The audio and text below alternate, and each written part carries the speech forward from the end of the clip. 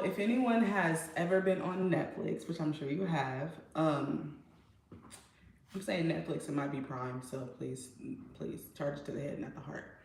But there's a show called Swarm, and before it starts, there is a disclosure saying that anything that seems like maybe it's possibly happened is purposely, and that everything on there is based on true events or true situations, right?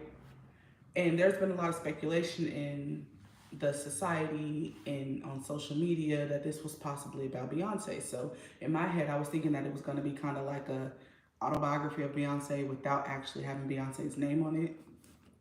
That's what I'm thinking. And so the celebrity's name on there is Nyjah, and Nyjah is like a part of. She's a celebrity that has like a swarm of people, just kind of like how Beyonce has the Beehive. But when I'm watching it, the main character is not even Nyjah. I thought the main character was Nyjah, but it's not. The main character is a Nyjah fan who was a part of the swarm. And it's not an autobiography about Beyonce. I've only watched the first 2 episodes and probably like a couple of minutes into the third episode. But so far, you've only seen like the Nyjah girl a couple of times on there, and it's not technically about her. It's about a crazy super fan of hers. And this super fan is extremely fascinated with her to the point that she had been a fan ever since she was a child, but now she's an adult and she still lives her life as a fan. Like, she spent her whole check to buy tickets to this concert instead of paying her rent.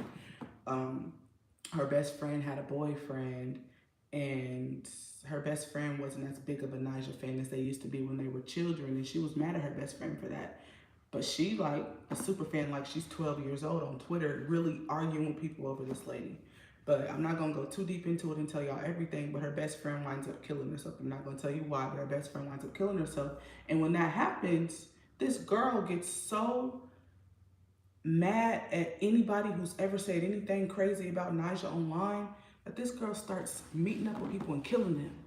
There's a point in time where she actually moves somewhere and starts working at a strip club just so that she could meet the guy who had said like years ago that Nyjah should just die or something like that, or that he's not a fan of hers or something. Anyway, so she winds up devising this whole plan. She goes to work at a strip club and she can't even dance and winds up killing this dude. And like, she's a killer.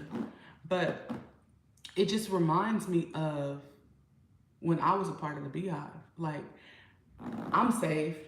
I love God. I've always loved God, but I didn't really know what it meant to actually be saved. I didn't really know what was the point of actually being saved. If you love God, He loves you. Why do you got to be saved?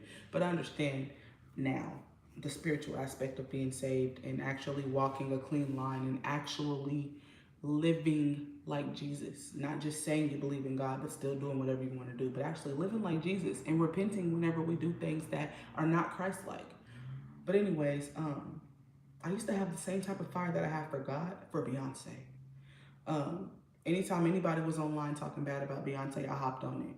I used to defend Beyonce so much. I even got into it with family members for not liking Beyonce, for saying she was mediocre. And I'm like, Beyonce can sing while she's dancing. Beyonce can write her own music. Beyonce helps with making up the dance moves. Like, Beyonce started out being the voice of Destiny's Child. Like, all this stuff I would say, I have this whole spiel of everything I would say to point out the fact that Beyonce is that girl, right? And then when it came to her concerts, I didn't miss one. I never went to an actual Beyonce concert, but I bought every single DVD of every single concert she ever did. And then when I stopped buying them, I started watching them on Netflix. And I saw literally everything this woman did since she was like 16. And I was her, in my head, her biggest fan, until I had got on Twitter one day and said something. I said something about the Beehive, but I put B-E-E. Then a whole bunch of Beehive members came and attacked me and said if I was really a part of the Beehive, I would have put B-E-Y. And so then they started like basically saying that I wasn't a real Beyonce fan, and they started just going in on me. And I'm like, y'all are some evil people. Like, I defend Beyonce, yes, but I don't never like threaten people over Beyonce. Like, I was getting threats and everything just because I put B-E-E instead of B-E-Y. So that showed me how crazy the Beehive was. And then after I gave my life to God, because I already had kind of stopped listening to Beyonce a little bit, but I was still listening to her old music. I hadn't listened to anything from like any of her albums with Jay-Z. I hadn't listened to Renaissance. I hadn't, like, none of that. I still haven't listened to Renaissance.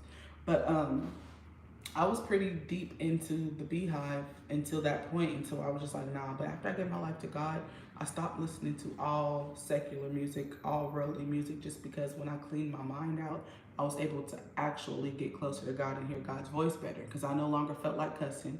I no longer felt like living in the world, drinking, smoking, any of the extra stuff that I was doing. When I changed what was going into my ears, I changed what I put out into the world. But yeah, so I just wanted to speak about Swarm and just say, like, that right there shows you that this is a battle between good and evil, because there are so many people who never have been able to distinguish the difference between what is fictional and what is reality. So when they put TV shows out like this, and Beyonce really does have millions of fans who are crazy about her, when they put shows like this out, they're putting things in people's head. And witchcraft definitely plays with your head. Witchcraft definitely plays with your mind. It plays with your aura. It plays with your soul. It plays with your energy. That's the type of energy that she puts out in her music. The angelic voice that she has while she's not talking about anything angelic in her songs. Everything that she does is witchcraft. So while she's doing what she does, they put out this TV show. And she's a billionaire who has stopped people from being able to use the internet before. So if she didn't want this show being out when it's so closely related to her and her protege Chloe Bailey is in it, it wouldn't have been put out. Guaranteed she saw the blueprint of the show. There's no way this show is out and it's very close to her life and she doesn't know about it. She knew what she was doing and she's okay with harnessing that energy. And I'm just not okay with knowing that the spirit of murder, the spirit of being a serial killer, the spirit of idolizing her, because idolatry is one of the biggest sins. All of these spirits are in this TV show and it's being pushed on all social media. It's being pushed on all streaming platforms. It's being pushed. And there are some people who aren't mentally cognitive enough to be able to watch something like that and determine the difference between, okay, this is just fictional and this isn't. I still know people personally who think that Nicki Minaj and Drake are really married because they were married on, well, they had a fake marriage on Moment for Life music video. There are really people out here who don't understand the difference between fiction and reality. So to put a show like that out when it's clearly depicting Beyonce, and then the way that y'all market it, the very beginning of the show, you say that anything that seems like it might be similar to reality, it actually is. Like, that's a disclaimer that you have. Why would you put something like that out there? Good versus evil. So if you don't stay grounded in the word, if you don't stay girded in the word, if you don't know anything about the Bible, if you don't know Jesus for real, and you watch something like that and you already are teeter-tottering with idolatry, you're gonna go all the way in with whatever you are doing. I really don't understand why people feel like it's okay to make shows like this and then not put a disclaimer out that it's fiction, or not put a disclaimer out, like any type of disclaimer. Because when they put something out that might offend the LGBTQ community, they gotta put a disclaimer.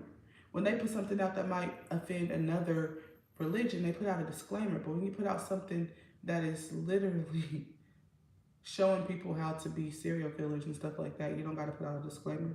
They put out disclaimers on the other stuff. I don't know. That just bothered me. I know I'm rambling, but I just wanted to speak to y'all about that. There are so many things that we can be delivered from, but you can't be delivered from something if you don't know that you need to be delivered from it, if you don't ask for deliverance. And I am just going to pray for anybody who is watching Swarm with a heavy heart, with a hateful heart, anybody who doesn't understand the perception of reality and fiction. Just don't watch it. There's so many shows that I just don't watch. I didn't watch the new Hocus Pocus. There's a lot of things I just choose not to watch. Don't put that into your spirit if you don't know how to spiritually discern it, please. That's all I have to say about that show. Like I said, I'm only on episode 2. I just started episode 3, and I'm watching it literally just for educational purposes. So I don't even know if I'm gonna be able to watch any more of it, but I'm trying. I will make another review after I watch more, because this is just what I know from the first 2 episodes. Y'all have a great day, and leave a comment and let me know how you feel about Swarm. Thank you.